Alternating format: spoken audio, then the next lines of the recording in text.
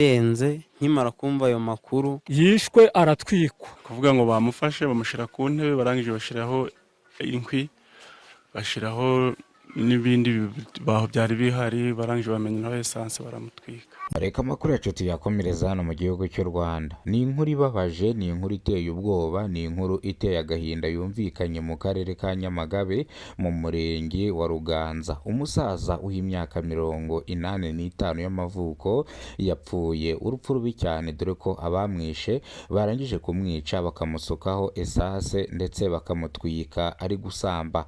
Uyu musaza rero yapfuye ataka apfa urupfu rubi cyane, dore ko bari bamwambitse imigozi, bamuziritse imigozi barangiza bamusukaho essence baramutwika. Uyu musaza yapfuye urupfu rubi cyane. Bamwe mu baturage baturanye n'uno musaza bavuga yuko uyu muturanyi cyangwa uyu nguyu yakodesherezaga inzu, aho yabaga yakodeshaga landlord yarahari. Uyu musaza yibanaga wenyine kandi uyu landlord babanaga mu gipangu kimwe.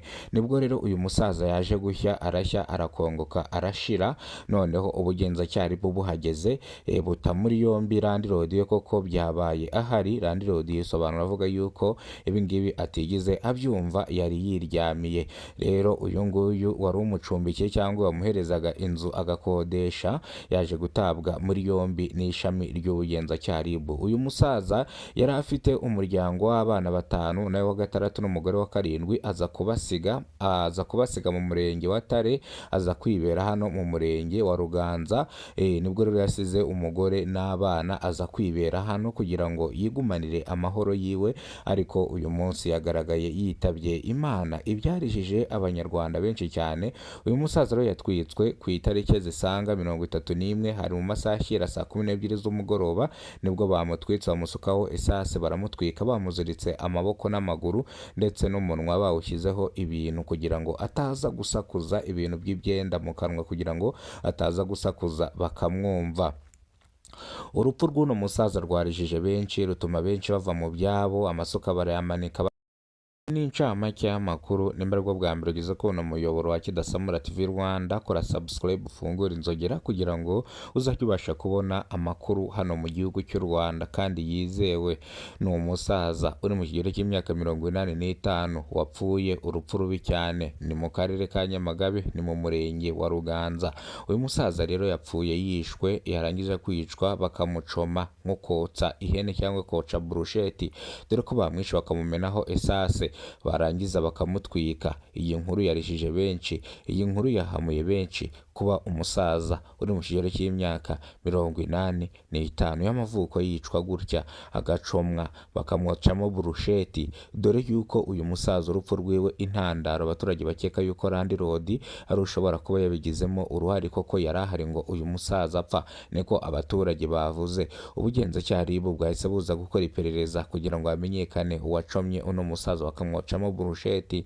Ni mu gihe ubugenzacyaha RIB bwataye muri yombi uyu nguyu babanaga ari we landlord w'aya mazu. Arangije baramucoma, barangije kumucoma nibwo umurambo wasigaraga. Imodoka ishinzwe gutwara imirambo yaje ikamutwara ku kigo nderabuzima cya Nyamagabe kugira ngo barebe bamukorere isuzuma rigenzuye, ariko uyu musaza yaje kubura ubuzima. Iyi ni inkuru yatitije benshi, iyi ni inkuru yarijije benshi. Ubugenzacyaha RIB bwataye muri yombi uyu mugore wari umucumbikiye, yakodesherezaga inzu kuko ngo byabaye ahari niyatabara niyanatabaza, bivuze ngo ashobora kuba bifitemo uruhari. Ubugenzacyaha RIB bwamutaye muri yombi kugira ngo bakore iperereza. Icyaha kitamuhama baramurekura, icyaha kimuhama arakatirwa igifungo cya burundu kitagabanyirizwa ibihano, cyangwa mukatira imyaka 35 yo kuba ari umufatanyacyaha. Bino rero biraza gusomwa cyangwa urubanza rwe ruzaba ku itariki zisanga 15 z'ukwezi kwa 4 umwaka wa 2026. Urubanza rwe nirusomwa ari guhatwa ibibazo cyangwa ari gushinjwa, mushinjacyaha ari kumushinja, tuzabibabwira. Reka amakuru yacu tuyasubikire hano. Amakuru nakagaruka. Nimba aribwo bwa mbere ugeze kubona umuyoboro wa Kidasamura TV Rwanda, ibuka gukora subscribe ufungure inzogera kugira ngo uzajye ubona byinshi dukora hano mu gihugu cy'u Rwanda. Turabakunda, Imana ibarinde.